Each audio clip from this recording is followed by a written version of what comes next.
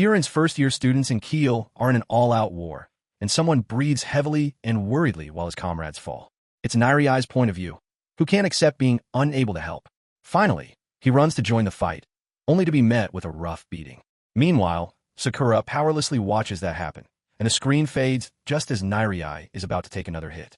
We go back to before all that commotion, following the students to Keel's base.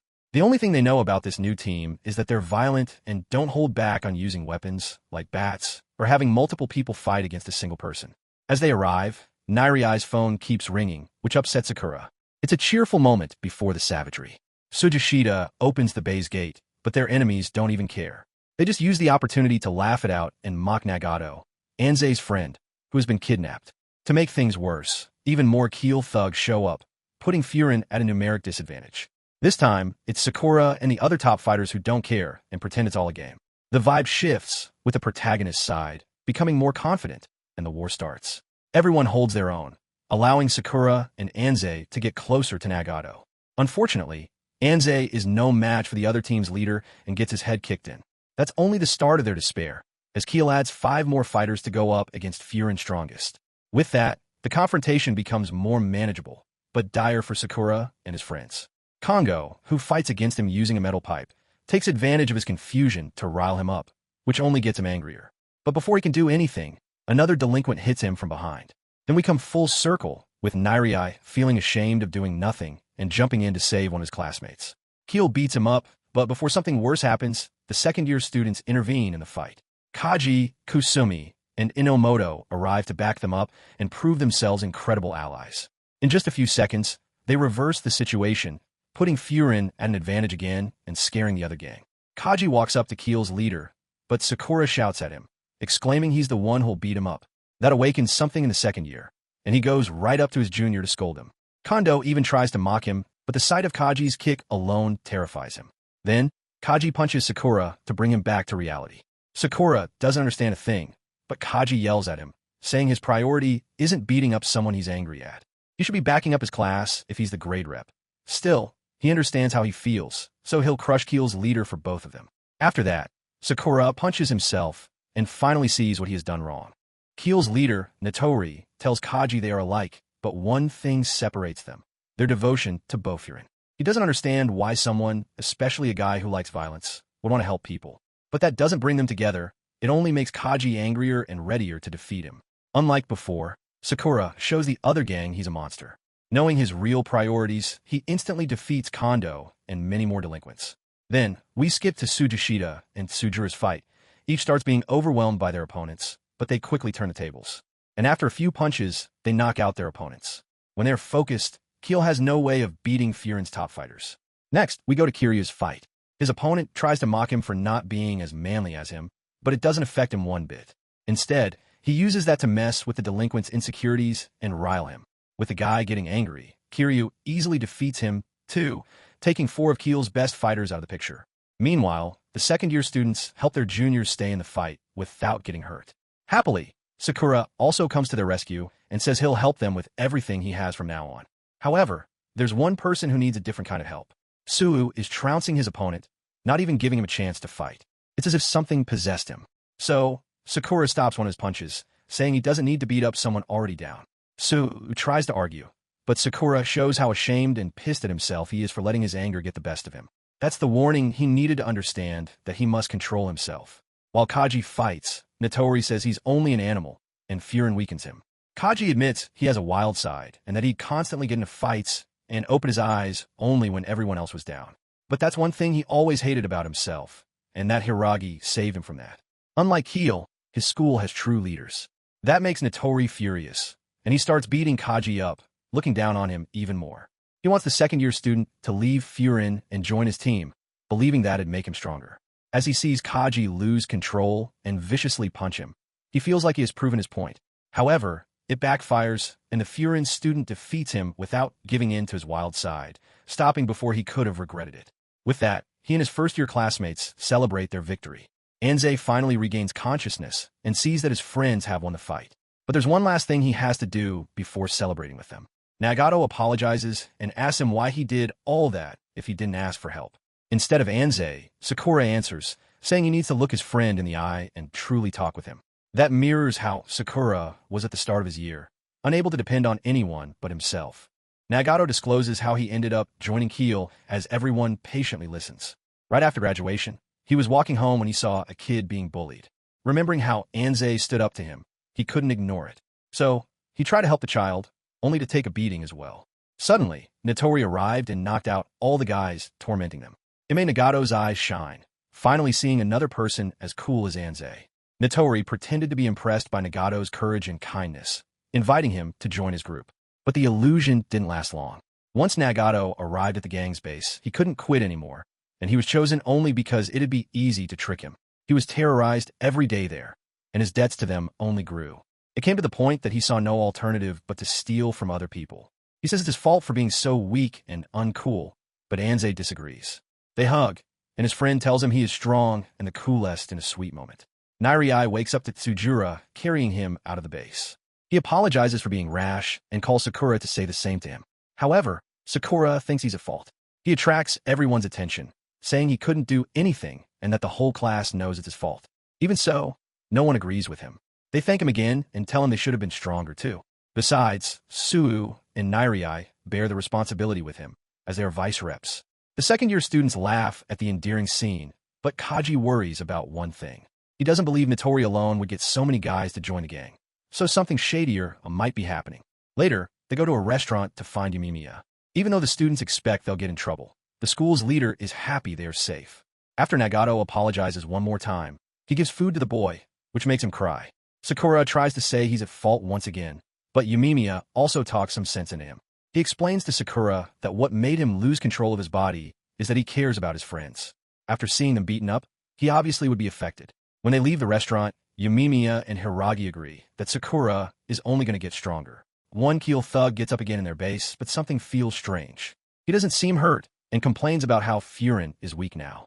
He looks at the knocked-out Notori and curses him. To this mysterious guy, all of that was only a way to kill time. But even so, he at least found something interesting in the middle of that. Even though battered and bruised, Anze and his classmates are already happily talking and playing together. When they notice Sakura's absence, Nairai tries to call him and learns he's sick. After class, he and Sue go to the boy's house with gifts to make him better. However, they doubt themselves when they arrive at his home, as it's more like a haunted house than anything else. To make matters worse, the doorbell doesn't work, the door is open, and everything is dark, like in a horror movie.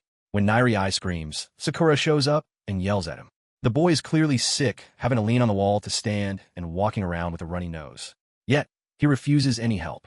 Suu and Nairai give him some get-well gift from themselves and their classmates, but that still doesn't break down his walls. He says he has always managed on his own just fine, and Sue suggests they should leave for now. On their way out, Sue explains to Nairai that they can come again later and shouldn't overwhelm Sakura. He's never had friends and has lived alone for a while, so he doesn't know how to count on them. Still, Nairai can't accept that. Sakura is important to him, so he wants to help, even a little. Luckily, they run into someone who can solve their problems. Meanwhile, Sakura reflects on Yumimiya, telling him he froze up because he likes his classmates. That doesn't make any sense to him. Then, giving him the fright of his life, Kotoha barges in at the right time. She gives him food to help with his flu and asks if Yumi's speech is confusing him. When he says that's his problem, she takes the meal off him and asks if he can prepare it without a stove or ingredients. He has no choice but to rely on people. No one can do everything alone. The next day, he goes to school and confidently calls Kaji for a talk. Kaji depends on his vice representatives many times, including in fights and patrols. Now, realizing he's wrong, Sakura wants to learn how to be like that. So, Kaji awkwardly gives him a coffee and takes him to the roof to talk. When he abruptly says he asked for their help because he can't do everything alone, Sakura isn't satisfied. To him, saying that means you're admitting you're weak. But things don't work like that. If you can't do something, you still won't be able to, no matter how much you convince yourself that you can. Sakura shouldn't avoid trying to show he's scared, because anyone can realize that at a glance. However, it's all in his head. He fears being rejected, but the entire school has already accepted him. In times like this, he must trust his friends and what he sees, not what he thinks they might think of him. Suddenly, Yumimiya appears, clapping, proud of Kaji's speech. He and Hiragi were there already, so they ended up listening to everything. Knowing that, the blonde boy freaks, punches Yumimiya, and rushes off. Yumi gets a laugh and asks Sakura for his opinion after the discussion. Happily, now he can proudly look forward. Then, Hiragi remembers he had a similar situation with Kaji. A while ago, he bought him a coffee and took him to the roof so they could talk freely. A black and white space fills the screen. The only person there is Sakura, who is always anxious and walking on an endless tightrope. To him, that's his life, and if he falls, he'll die. After everything he went through, the boy doesn't believe anyone will catch or help him. But now, things might finally be changing. So, he musters up the courage to open his classroom door. His friends are excitedly waiting for him to say something, but they notice he's acting weird. Sakura sees himself walking on the tightrope again, but when he remembers Yumimiya's words, he's ready to let go. Then, he tells the whole class he doesn't know how to depend on others and that he's sorry for being such a mess. Suddenly, unknowingly doing what everyone else thinks, Tsujishita kicks Sakura and knocks him to the ground. They take advantage of the opportunity to show their anger, mainly Anze. They already know he's awkward and doesn't think things through. However, he still does his best for everyone, so apologizing for that feels wrong. They like and believe in him, even if he doesn't understand. As his friends talk, Sakura sees himself in a bright garden, away from the rope. All his colleagues are there, happily waiting for him. Finally, Sakura knows where he belongs. But the dramatic conversation doesn't stop the boys' stomachs from taking over their brains. Anze breaks the sweet mood by demanding they hang out somewhere to eat, and Sakura has to decide where. He awkwardly says he wants Omuris, thinking it's a bad decision, but everyone agrees. The boys start telling their weaknesses once they arrive at Kotoha's restaurant. Quickly, that becomes a way to mock Su, as he lies about a food he doesn't like. At the same time, Yumimiya, Hiragi, and a girl, who waves to Sakura, observe them. Another time, Yumimiya calls all of the students to the roof so they can meet and talk to each other. Also, praises plants, that's quite important. With that, Sakura sees the girl again, who excitedly approaches him. But then, he realizes her voice is way too husky and one of Bofurin's four heavenly kings. Actually, Tsubakino is a man, despite wearing a skirt, makeup, and lipstick. Sakura is confused at first, but he quickly accepts Tsubaki, which makes him happy. In return, Tsubaki says he likes Sakura's looks, something he might have never heard from anyone. Yumimiya calls everyone to eat his famous pork soup, attracting Tsubaki's attention. He gives the food high praise and tells Yumi he's falling in love with him again and again. Upon hearing that, Sakura blushes so hard that his entire face goes red. He always feels a bit embarrassed when he hears or sees anything romantic. Then, Tsubaki remembers he must do something else. However, before leaving, he gives Sakura a long stare and asks him out on a date, which shocks him. Tsubakino recalls his childhood and states he has always loved cute things, but stops saying so at one point. Now, he takes us back to his date with Sakura. Actually, he's taking Sakura, Su, and Nairai to help him cheer up a friend, an elderly man who recently lost his wife, Yui. However, he is so happy to see Tsubakino there that he doesn't seem depressed at all, shocking the boys. The man is very gentle, instantly praising the looks of the three boys, like Su's earpiece and Sakura's golden eye. While Sakura helps him, he finds a room full of dusty clothes that no one seems to wear anymore. Later, in a conversation with the whole group, he learns the old man and his wife love dressing up, which explains his interest in fashion in the room. Still, between telling the stories about himself and his wife, the man appears to have doubts. When Tsubakino praises one outfit the elderly had picked for his wife, he says he hoped she liked it. She always smiled but was very quiet, so he wasn't sure. When Tsubaki talks alone with the boys, he discusses how the man is still probably suffering. Then, we learn why he's so adamant about helping him cheer up. As a child, Tsubakino loved pretty and cute things, but he could never tell his friends. So, he tried to fit in by saying he liked cars and other things his friends enjoyed. That created a great pain inside him. One day, he found a beautiful earpiece on the ground, belonging to the elderly man's wife. The couple invited him to their house, and they became friends, as Tsubaki liked their company and how they dressed up. He felt a bit freer with them. Tsubakino broke down his walls to them when he saw the old lady applying lipstick. The woman noticed he was entranced by it, so she suggested he should put it on, too. The elderly man also saw that and said he looked very pretty. The boy wailed, sad about how he couldn't understand why he was happy about putting on lipstick. He just wanted to be normal, but was different from everyone he knew. The couple explained that makeup and high heels, for example, already had different uses and were commonly worn by men. Although the difference between genders was important, what mattered most was being himself. He shouldn't be bothered by what's normal, as it's an ever-changing concept. He should like what he likes because he's himself, and the couple loved him for that. Upon hearing the story, Sakura, Nairai, and Su get even more eager to help Tsubakino with the elderly man and his problems.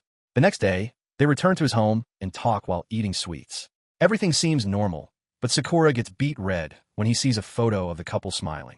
He says she has the same look Tsubakino has when he looks at Yamimiya.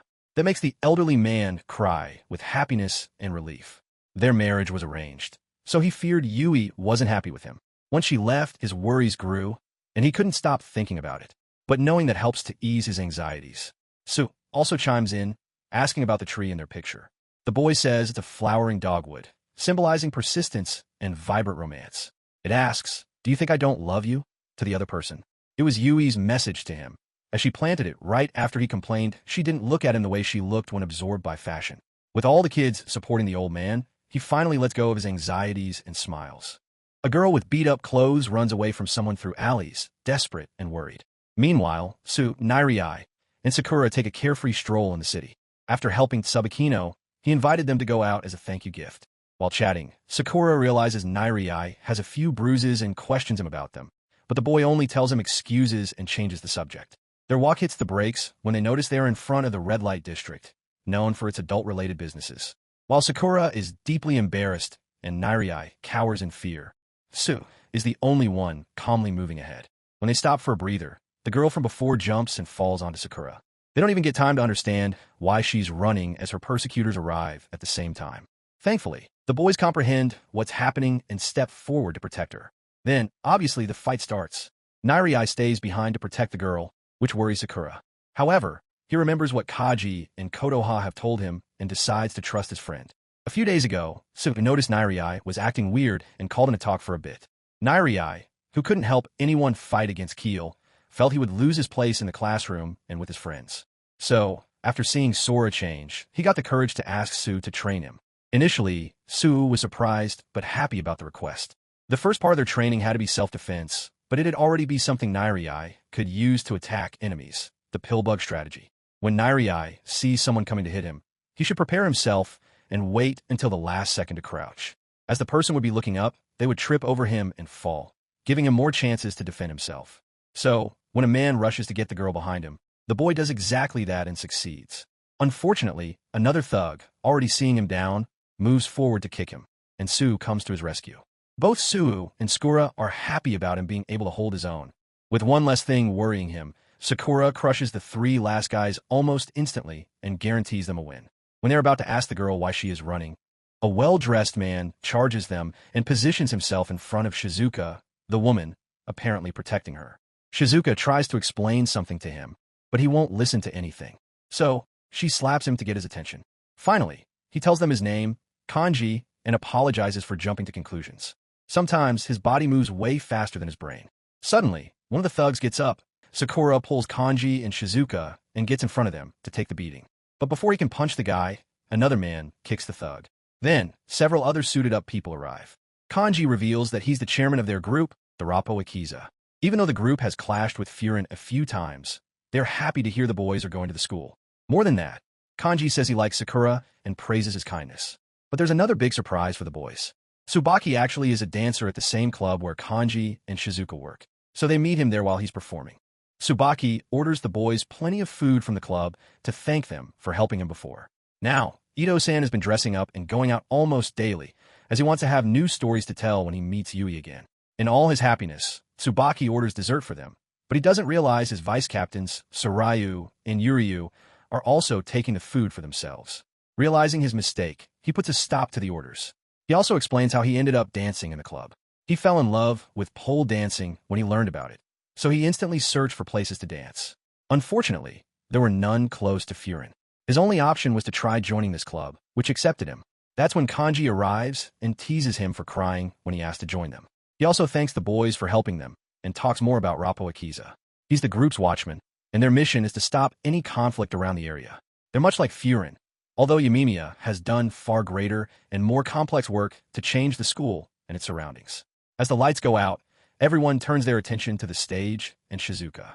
She enchants all clients with her beautiful and soothing singing. It feels like she could even bring them to tears with such an amazing skill. However, their happiness soon ends. The guys who attacked her before arrive again and start wreaking havoc outside the club. Kanji doesn't tell Tsubaki anything, as he doesn't want him to worry. He wants to leave alone, but Sakura, Nairai, and Su go out the door before he can refuse their help. There are more thugs than before, but that's not a problem for Rapo Akisa. Even though they're a small team, all of them are elites. Each of them swiftly knocks out 2 or 3 guys without help or breaking a sweat. The kids watch the scene with surprise. When one of the gangsters demands that they bring Shizuka, Kanji destroys him with a single punch. But he doesn't stop there and clobbers a few more guys, displaying a protective aura similar to Yamimiya's. Kanji continuously pummels all the other gangsters with ease, as if he could win the fight all by himself. When 2 guys attack him at the same time, Sakura comes to his rescue and defeats one of them. The boy's strength even impresses other members of the Rapo Akisa, like Akihito Miyoshi, who's fighting by Suu's side. While everyone is fighting, Nairi wonders what he could do to help. He understands he can't do what he did during the brawl against Keel, so he stays back and reflects. He also realizes they are almost out of enemies. Suddenly, a new group arrives, unconcerned by the several knocked-out men on the floor. They are Gravel, a team from the Sanaba district, which is incredibly poor, resulting in many of its citizens resorting to burglary and other crimes. Their leader says they'll get paid if they take Shizuka, so he tries to reason with Kanji. Obviously, neither the Rapo Akisa nor the Furin boys will give up without a fight. But Kanji surprises him and Sakura by saying he doesn't even care if he loses the fight. No matter what happens, no one will touch the girl. While the others fight, Tsubaki and Sarayu put a costume on Yuryu and laugh, not knowing what's truly happening. However, Shizuka can't get in the same mood as them. They try to calm her down, but it doesn't work. She goes to the bathroom, but she's feeling so guilty that the fight is about her that she slips away.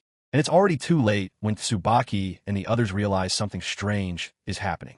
As the brawl drags on, the protagonist's side gets weaker and weaker.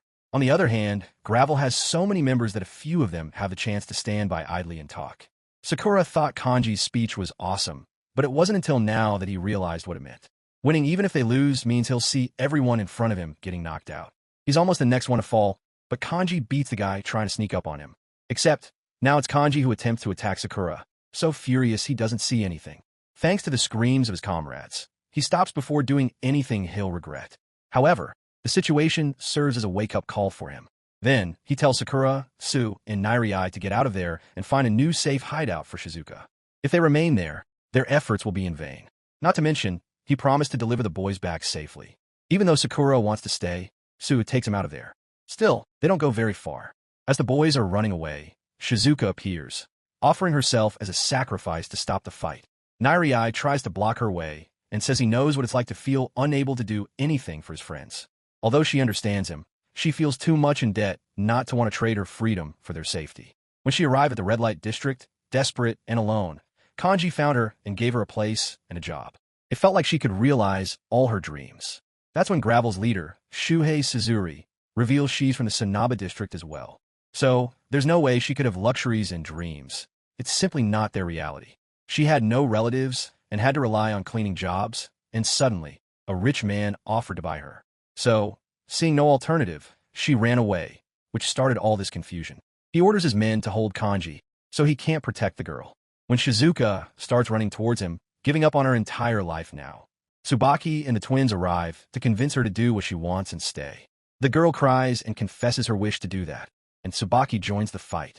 As soon as he starts to coordinate the brawl, things change completely. Not to mention how Sarayu and Yuryu destroy anyone in their way with their perfect synchrony. As they open a path, he calmly walks towards Suzuri. Even though Gravel has the double or even more guys on their side, the twins dismantle them with ease. When Tsubaki says Suzuri envies Shizuka, he finally feels like fighting and throws a punch at Tsubaki. He can keep up while fighting and even gets a hit on his face, which impresses everyone. The boy takes the chance to belittle Tsubaki for using makeup, as it's something superfluous. Still, Tsubaki says that's what gives him strength, and that he could never lose to someone who doesn't understand that. As the fight continues, Tsubaki says Gravel's trying to steal Shizuka's love, and he takes that personally. Compared to that pain, his punches mean nothing. Then, in an awesome counter, he slams Suzuri's head to the ground. All his team members scream his name, which confuses Sakura. However, their leader gets back up easily and tells Tsubaki that everything he's saying is idealistic. When Suzuri was a child, he hated seeing his friends fight over food. So, he convinced them to start sharing, which resulted in everyone having crumbs for a meal. They didn't remember the last time they had their stomachs full, but at least they weren't turning against each other. When he realized they'd never achieve anything and die a pointless death, he had to act. That's how he united them and created Gravel. Tsubaki keeps talking about how painful loss is, but he never had anything to begin with. So, it doesn't matter what he says, it's all static to him. That's when the boy charges desperately. But that sparks a change in Tsubaki as well. He realizes the pain Suzuri's going through, even if he doesn't fully understand it. When he defeats Suzuri, and the boy can't move anymore, he says he's sorry. Now, Tsubaki wants to do anything he can to help him and the other Gravel members. In accordance, Kanji and other people from the district tell them that many stores are opening or require new employees. That way, they can follow a new path without giving up on what they love. After that, Suzuri gives up and accepts the opportunity. He also apologizes to all his friends, saying he forced them down the wrong path. Even though he expects a bad response, they immediately acknowledge his new decision. They're all a unit, so they must stay together. Then, Tsubaki scolds Shizuka. When she tried to give up and turn herself in, she was trampling on everybody's feelings. Tsubaki wants her to understand that she can never do that again. Then, Shizuka says she's sorry, and both of them start hugging and crying. As Kanji tries to defuse the situation, his friends start teasing him about how he and Shizuka should already be dating. Su then jokes about it with Sakura, expecting the boy to be flustered by the couple's talk. However, he's lost in his thoughts. Sakura tells Kanji he can't stand the way his group fights. At first, he thought their mentality was cool, but he changed his mind after realizing what it meant. Even though he understands it's naive, he doesn't want any of his friends to get hurt. And Kanji agrees with him. He can't do that, but he believes Sakura should try. The boy's smart and strong enough to achieve that one day. Even if it's idealistic, it's the best possible outcome. Right when everything seems peaceful, Kanji remembers someone hired Gravel to kidnap Shizuka. Although Suzuri believes he can talk things out and solve the problem, it seems the problem is already there. Suddenly, a tattooed man calls him a loser and affirms he can't do anything. It turns out he's the same guy who appeared after the KRL fight, and Tsubaki knows him. To the point, he seems scared to see the man there. Kanji and the rest excitedly celebrate at a restaurant where one of the Rapo Akisa members works. Even though they're mostly unscathed and Suzuri and Shizuka are with them, some aren't that happy. Nairai is scared out of his mind, and Sakura is furious at the guy who attacked them. So, we go back to the start of that new confrontation. The strange tattooed man jumps off the roof of a bar, trying to copy the hero landing they see on TV. Instead, he hurts his knees and complains about how hard it is. Still, Kanji and Tsubaki don't laugh at all his clownery. They put up stances, ready for a fight. When the guys start speaking seriously again, Sakura and Su do the same, noticing a shift in his tone. Suzuri intervenes, saying his deal was with him, which angers everyone. Even those who knew the mysterious man didn't expect he'd be the one behind everything. He actually was a Furin student from the same year as Tsubaki, but he left the school. His name's Endo Yamato, and he's a legend among the students. However, not knowing him, that doesn't impress Sakura, who insults him for trying to kidnap Shizuka. What affects the boy, however, is that Endo says he was there in the attack against Keel, and he saw Sakura desperately fighting. With that, he realized Sakura didn't belong in Furin. Nairai is the first to jump out and defend Sakura, screaming Endo can't say that without knowing them. Tsubaki, Kanji, and Su quickly follow behind, talking with their fists. To them, there's no one more fit to be in the school than him. Endo easily evades their blows. That is, until Sakura joins in and kicks him, which obligates the former student to defend. Yamato tries to calm their nerves, saying he doesn't think Sakura is beneath the school. It's quite the contrary. In his opinion, Furin only drags him down, so Sakura would be better off alone. When the boy says he's the only one who can choose where he goes, Endo forms a wicked smile, remembering someone else. Because of that, he gets excited to play with them a little. But Suzuri comes in between them again, saying it's not their fault. He grovels in front of Endo, begging him to leave the others alone. The guy laughs hysterically at how humiliating that is and tells him he can solve their problem alone, intimidating the old man who ordered Shizuka's kidnapping. After that, he leaves, completely carefree, but not before scaring Sakura once again. It's clear he's a force to be reckoned with. Back to the present, Suzuri apologizes to Sakura about Endo, but the boy says he doesn't need to do that. He's only mad at Endo, so no one else needs to be sorry. Then, they start partying again and bring out a console, as Suzuri's biggest wish is to play games. He has a lot of fun doing that, even though he's awful. Tsubaki gets so happy with the situation that his eyes water. Sakura also plays for the first time, but he gets furious for losing every round. To this day, Endo has only given compliments to one person, so Kanji worries about what he wants with Sakura. Because of that, Tsubaki contacts Yumimiya, who organizes a meeting with the three boys. The next day, Sakura, Su, and Nairai go to Furin's roof to meet all class the heads. Nairai calls them the Devis and their aides. Nairai is also shocked to see Sakura's casual way of sitting in front of them. Right then, Yumimiya appears and is ready to start their discussion. Umamiya is late because he went to Kotoha's place beforehand to get sandwiches and coffee for everyone. As Sugishita is always following him, he's also there at the meeting and distributing cups to everyone. Of course, even with his composure and obedience towards Ume, he loses that when he's near Sakura. He refuses to give him a cup, and they almost start fighting in front of the whole group. Even with all the ruckus, the boys can't wait to know why Umamiya called them there. It turns out that, as they suspected, it's because of Endo. He wants them to learn more about Bofurin's creation and the shadows they left behind. When Ume asks Nare how familiar he is with Bofurin's beginning, he lights a fire under the boy. Almost as if he's in a play all by himself, Nare narrates how 5 students enrolled at Furin and challenged each one of the factions within the school. They converted all of their enemies into friends and changed the school from the inside. Once they ended all conflict and unified the students, they created Bofurin. However, when Ume asks him about Endo, the story is much darker and less exciting. The boy hesitantly tells the group about Endo's faction within the school, a group that destroyed everything in their path. Even though he was also a first-year student, he was their final and most dangerous obstacle to unification. And when Umamiya defeated his faction, they left the school instead of joining them. As dangerous as he already seems. Unfortunately, there's one mistake in Nirei's retelling of the story. Umamiya and his friends actually never defeated Endo's team. Before the unification, they cast Furin aside on their own. They liked the old, chaotic school, so they abandoned it after seeing it slowly changing. Now, Endo might be trying to bring back all the violence from before. Characteristically, Sakura says that's a good thing. If their enemies come to them, it makes things easier. No matter who it is, they'll knock them aside. After all, Bofurin must protect the whole city. And, while he says that, he remembers the things he said when he arrived and all the people he met after that. His statement pleasantly surprises the whole group, even Sugishita. Umamiya remembers talking with Kotoha about Sakura after he arrived. She said he went there because of the old Furin, saying it was made for him, but she didn't believe that. Now, Ume can proudly say he's happy Sakura came to their school. And because of that, he wants Sakura to deal with Endo. However, that also brings another revelation. Umamiya never fought directly against Endo. He would always go up against another man, Takeshi Chika, the strongest student to ever attend Furin. Then, the episode cuts to a distant convenience store at night. Endo happily leaves it to meet the so-called Takeshi in an alley. Bodies surround the boy, with his long red hair flowing through the wind, and some of them make a pile. He beat all of them up simply because he wanted to set off fireworks there, and now he's using their bodies so the explosions can go higher. When he does that, they don't go as high up as he wanted, however. So he ends the season with an ominous message: I'll need a bigger pile.